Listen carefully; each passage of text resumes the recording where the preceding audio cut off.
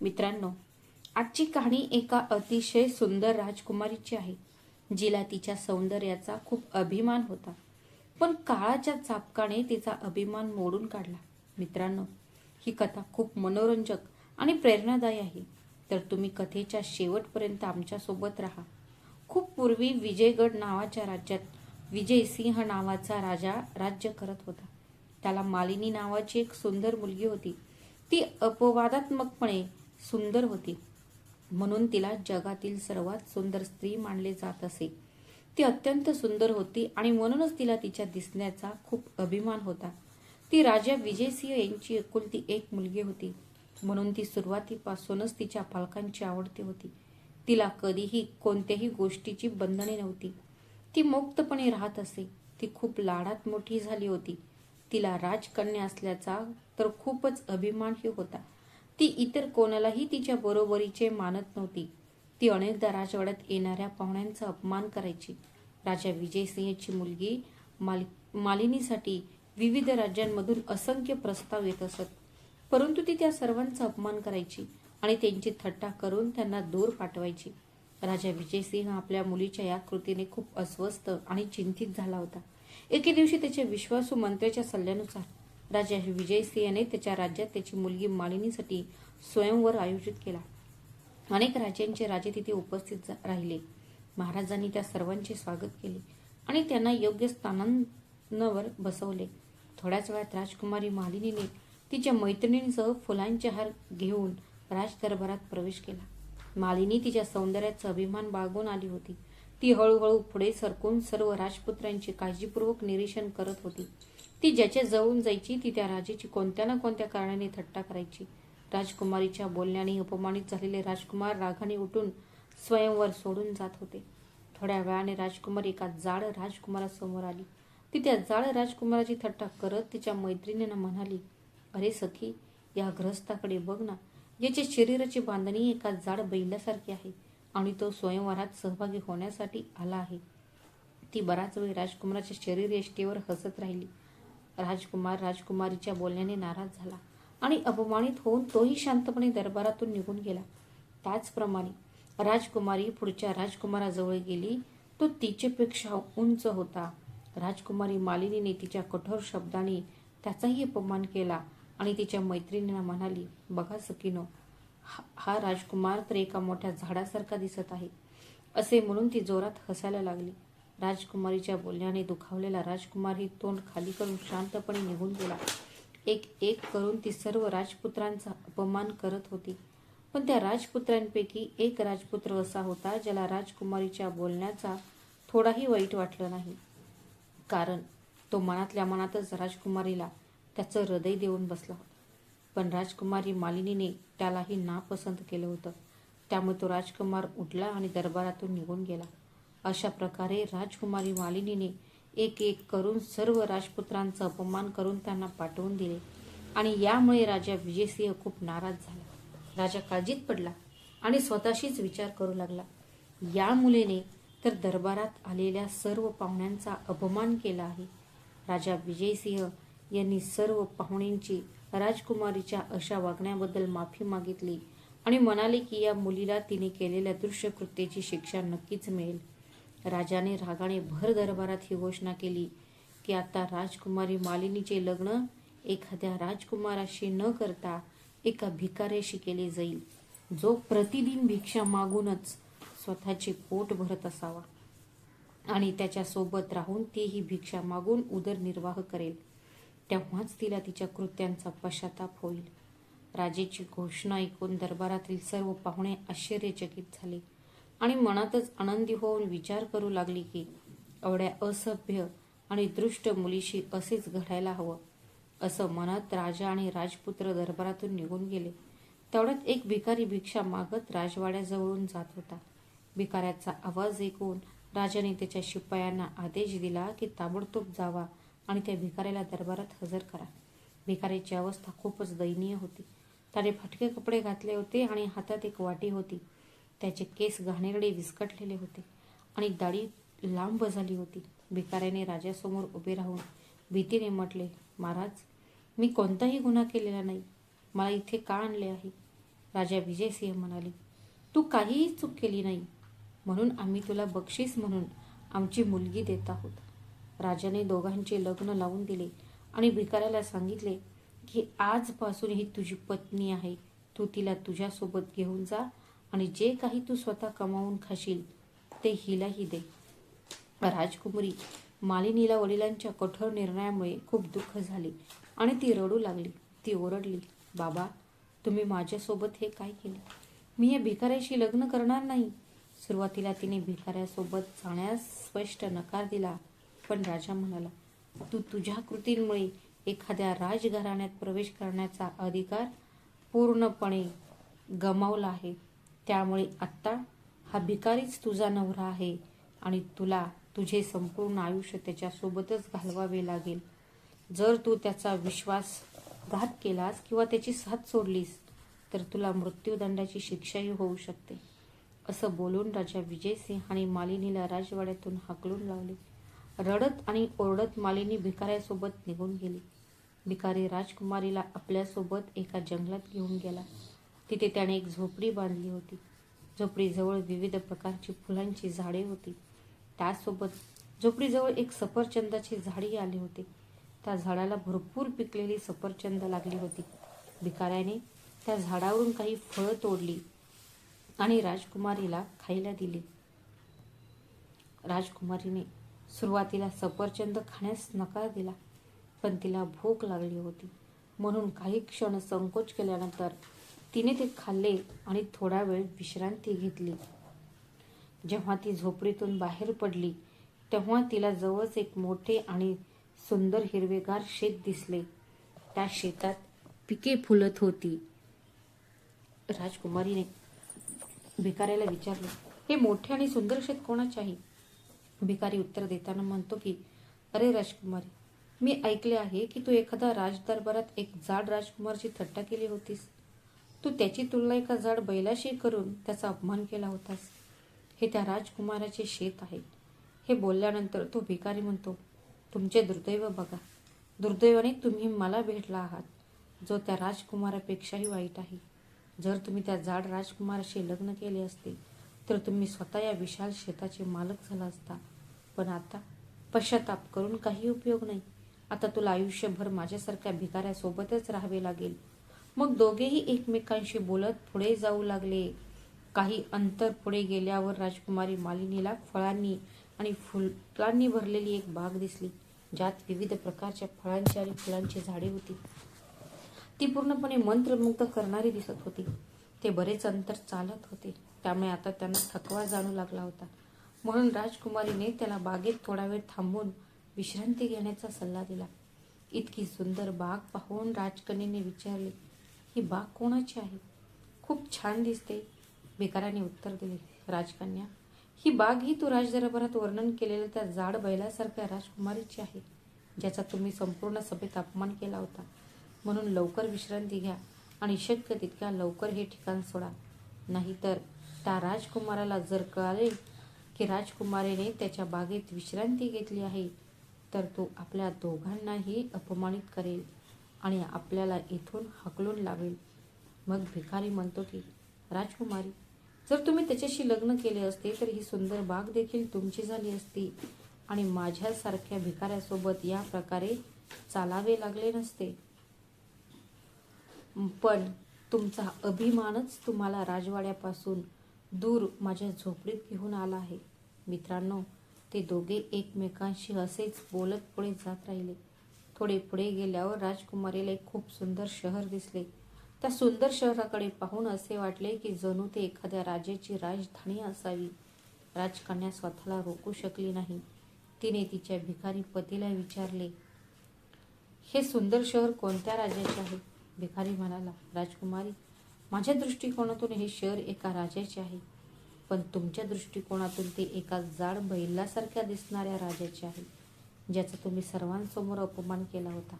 कल्पना करा, जर तू त्या राजकुमाराशी लग्न केले असते तर आज तुम्ही या शहराची राणी असता. शेकडो नोकर तुमच्या सेवेत हजर झाले असते. तुम्ही जे काही इच्छा व्यक्त केली असती ते तुमचे झाले असते. पण तुम्ही तुमच्या सौंदर्याच्या अभिमानाने स्वतःच्या पायावर कुऱ्हाड मारून घेतली आहे आणि माझ्यासारख्या गरीब भिकाऱ्याशी लग्न करून तुमचे आयुष्य नरकात ढकलले आहे. पण आता काहीही करता येत नाही. तुमच्या नशिबात जे लिहिले आहे ते भोगावे तर लागणारच. भिकारीचे शब्द राजकुमारीला काट्यांसारखे डंकत होते, पण त्याच्या शब्दात सत्य होते. त्याचे शब्द ऐकून राजकुमारी मालिनीला पश्चाताप झाला. ती म्हणाली, काश मी त्याच्याशी लग्न केले असते. हे ऐकून भिकारी रागाने म्हणाला, खबरदार राजकुमारी, जर तुम्ही माझ्याशिवाय इतर कोणत्याही पुरुषाबद्दल विचार केला तर ते चांगले होणार नाही. तुम्ही आता माझ्या पत्नी आहात आणि मी तुमचा नवरा आहे. मी जे सांगेन तेच तुम्ही करायला हवे. आणि आता तुम्ही राजवाड्याचे स्वप्न पाहणे थांबवले पाहिजे. आणि आता तुम्हाला माझ्यासोबत माझ्या झोपडीत राहावे लागेल. असे म्हणत भिकारी पुढे म्हणाला, सूर्य मावळत आहे, आपण आपल्या झोपडीत परतले पाहिजे. असे म्हणत भिकारी राजकुमारीला घेऊन त्याच्या झोपडीकडे निघून गेला. राजकुमारीने झोपडीजवळ जाऊन आत पाहिले, पण तिला ती फाटलेली आणि धुळीने माखलेली आढळली. हे पाहून ती रागावली आणि म्हणाली, ही किती निरुपयोगी झोपडी आहे. मी त्यात कशी राहू शकेल. ही अशी आहे की त्यात माझ्या नोकरांनाही राहायला आवडणार नाही. मी एका राजवाड्यात राहणारी राजकन्या आहे. मी या छोट्याशा झोपडीत कसे राहू. भिकारी म्हणाला, राजकुमारी, आजपासून ही झोपडीच तुमचे नवीन घर आहे आणि तुम्हाला त्यात राहावेच लागेल. राजकन्याने विचारले, मला तर इथे तुमचा एकही नोकर दिसत नाहीये. मग ही झोपडी कोण साफ करेल. भिकारी हसला आणि म्हणाला, राजकन्या, हा राजवाडा नाहीये आणि मी राजाही नाहीये. मी एक भिकारी आहे. मी नोकरांपेक्षाही खूप जास्त त्रास सहन केला आहे. आता झोपडीतलं सगळं काम तुम्हाला आणि मलाच करावं लागेल. असं बोलून भिकारी राजकुमारीला म्हणाला, चला आधी ही झोपडी स्वच्छ करूया. त्यानंतर माझ्यासाठी जेवण बनवा. मला खूप भूक लागली आहे. मी खूप फिरून थकलो आहे. राजकुमारीला स्वयंपाक कसा करायचा हे माहीत नव्हते, कारण तिने कधीही राजवाड्यात स्वयंपाक केला नव्हता. म्हणून भिकारी आणि राजकन्येने एकत्र काम करून जेवण बनवले आणि जेवण करून नंतर झोपी गेले. त्याचप्रमाणे भिकारी दररोज जे काही मागून आणत असे ते शिजवून दोघे खात असे आणि नंतर झोपायला जायचे. काही दिवस असेच चालू राहिले. एके दिवशी भिकाऱ्याची तब्येत बिघडली आणि तो आता भीक मागायलाही जाऊ शकत नव्हता. 2-4 दिवस असेच गेले. घरी जे काही अन्न शिल्लक होते तेही संपले. मग भिकारी म्हणाला, आता खाण्यासाठी काहीच शिल्लक राहिले नाही. त्याने जे काही साठवले होते तेही संपले गेले होते. उदरनिर्वाहासाठी काही काम करावे लागेल. मग पुढे भिकारी म्हणाला की, एक काम करा, मी या सफरचंदाच्या झाडावरून सफरचंद तोडतो आणि तुम्हाला टोपलीत भरून देतो. तुम्ही ही सफरचंद शहरात विकून या आणि काहीतरी खायला घेऊन या. राजकन्या रागाने म्हणाली, मी सफरचंद विकणार नाही. मी शहरात जाणार नाही. जर कोणी मला शहरात सफरचंद विकताना पाहिले आणि मला ओळखले तर ते माझी चेष्टा करतील. हे ऐकून भिकारी म्हणाला, चेष्टा? कसली चेष्टा. आता तुम्ही राजवाड्यात राहत नाही आणि राजकन्याही राहिला नाही. आता तुम्ही फक्त एका भिकारीची बायको आहात. जर तुम्ही राजाची बायको असता आणि शहरात सफरचंद विकायला गेला असता तर तुम्हाला लाज वाटली असती. हे बोलल्यानंतर भिकारी पुढे म्हणाला, जर तुम्हाला लाज वाटत असेल तर उपाशी मारा. भिकाऱ्याच्या बोलण्याने राजकन्या सफरचंद विकण्यासाठी शहरात जाऊ लागली. ती संपूर्ण दिवस सफरचंद विकण्यात घालवायची आणि संध्याकाळी परत येताना ती काहीतरी खायला घेऊन यायची. नंतर जेवण करून झोपी जायची. हा त्यांचा रोजचा दिनक्रम बनला होता. पण हळूहळू तिची सफरचंद चांगली विकली जाऊ लागली. एके दिवशी राजकन्या शहरात सफरचंद विकत असताना राजाचा एक दृष्ट मंत्री तिथे आला आणि त्याने राजकन्येला मोफत फळे मागितली. राजकन्येने नकार दिला. तिच्या नकाराने मंत्र्याला राग आला आणि त्याने तिच्या टोपलीला लाथ मारली आणि तिची सर्व सफरचंद उधळून टाकली आणि तिला इशारा दिला, खबरदार, जर तू पुन्हा या शहरात दिसलीस तर तू संकटात पडशील. राजकुमारीची बरीच सफरचंद खराब झाली होती आणि तिचे खूप मोठे नुकसान झाले होते. राजकुमारीला खूप दुःख झाले होते. झोपडीत परतल्यावर तिने तिच्या भिकारी पतीला घडलेला प्रकार सांगितला की आज एका राजाच्या मंत्र्याने तिला सफरचंदाच्या टोपलीला लाथ मारून ही सर्व खराब केली. तिचे ऐकून तो भिकारी म्हणाला, तुम्ही अगदी वेडे आहात. जर त्या मंत्र्याने काही मोफत सफरचंद मागितले असतील तर तुम्ही त्याला द्यायला हवी होती. आता तुम्ही हे काम पण नीट करू शकत नाही. तुम्हाला दुसरे काम शोधावे लागेल. असे म्हणून भिकारी कामाच्या शोधात झोपडीतून बाहेर निघून गेला. बाहेर जाऊन त्याने राज्याच्या एका वरिष्ठ अधिकाऱ्याकडे काम शोधले. तो परत आला आणि राजकन्येला म्हणाला, मला तुमच्यासाठी काम सापडले आहे. उद्यापासून तुम्ही महाराज उद्यमसिंह यांच्या राजवाड्यात जाऊन तिथे स्वयंपाकींसोबत काम कराल. त्यामुळे आपल्याला दोघांनाही तेथील चांगले जेवण मिळेल. मग राजकुमारीने स्वयंपाकाची सहाय्यक म्हणून काम करायला सुरुवात केली. ती दिवसभर स्वयंपाकासोबत काम करायची आणि शेवटी उरलेले अन्न घरी आणायची. अशामुळे त्यांचे जीवन अधिक शांततेने जाऊ लागले. एके दिवशी राजकन्या स्वयंपाकघरात काम करत होती. तिने स्वयंपाक करताना बाहेर येऊन पाहिले तर तिला संपूर्ण राजवाडा सजवलेला दिसला. शहरात एक उत्सव होणार होता. राजवाड्यात पाहुणे येत होते. त्यांचे भव्य स्वागत होत होते. हे दृश्य पाहून राजकन्या तिच्या नशिबाला दोष देऊ लागली. आपल्या नशिबावर अश्रू ढाळू लागली आणि विचार करू लागली की जर मी एवढी अहंकारी नसते तर आज मला हा दिवस पाहावा लागला नसता. जर मी गर्विष्ठ नसती तर मला हा दिवस दिसला नसता. या विचाराने राजकुमारी मालिनीला रडू कोसळले. थोड्याच वेळात राणीच्या काही दासी येतात. तिला राजवाड्यात घेऊन जातात आणि तिला राजवाडा दाखवतात. राजमहल पाहिल्यानंतर ती पुन्हा तिच्या स्वयंपाकघरात येते आणि उरलेले अन्न घेऊन जशी तिच्या झोपडीकडे जायला लागते तेव्हा समोरून राज पोशाख घातलेला एक व्यक्ती तिला आवाज देतो, थांब, कुठे चालली आहेस? त्याच्या आवाजाने राजकन्या थांबली. राजकुमारीने वळून जेव्हा त्या व्यक्तीचा चेहरा पाहिला आणि पाहताच ती भीतीने थरथर कापू लागली. हा तोच राजकुमार होता ज्याला तिने तिच्या स्वयंवरावेळी एक जाड बैलाची उपमा दिली होती, ज्याचा राजकुमारी मालिनीने तिच्या राजवाड्यात अपमान केला होता. राजकुमार राजकन्येला काहीही बोलला नाही. त्याऐवजी तो तिला त्याच्यासोबत राजदरबारात येण्याचा आदेश देतो. मालिनी राजकुमाराच्या मागे जाते.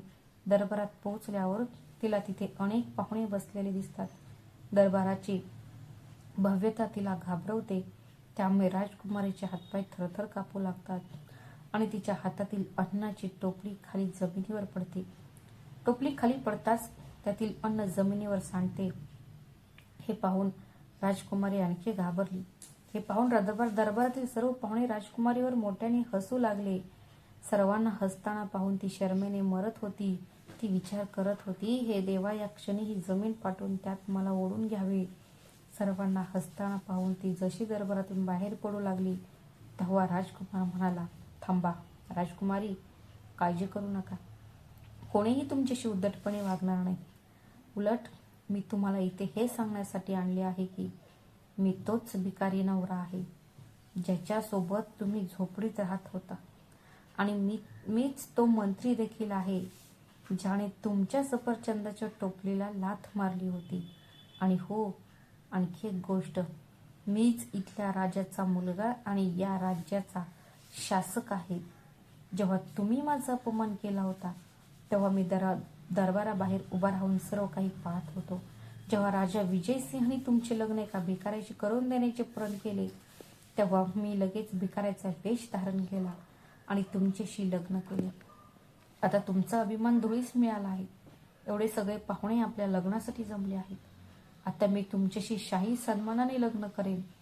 हे सर्व पाहून राजकन्या खूप आनंदी झाली. तिचे डोळे आनंद अश्रूंनी भरले.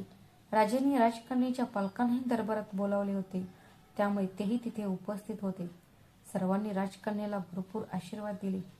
आता राजकुमारीचा अभिमान तुटला होता आणि ती पूर्णपणे बदलली होती. तिने एका नवीन पद्धतीने जीवन जगायला शिकले होते. मित्रांनो, अतिरेकी आराम आणि विलासिता माणसासाठी वेदनादायक असतात. मनुष्य अतिरेकी विलासितामध्ये वाढल्याने आयुष्यात नंतरच्या काळात खूप वेदनादायक ठरणाऱ्या अनुभवांची आणि परिस्थितीची जाणीव ठेवू शकत नाही. म्हणून कधीही कोणत्याही गोष्टीचा अभिमान बाळगू नये.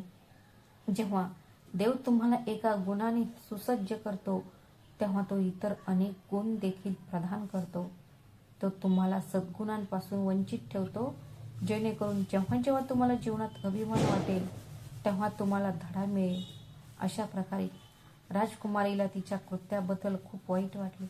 तिचे डोळे पश्चातापाच्या अश्रूंनी भरले गेले.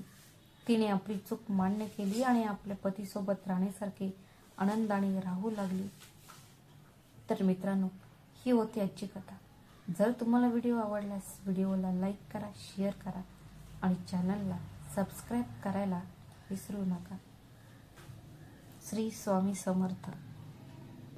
धन्यवाद.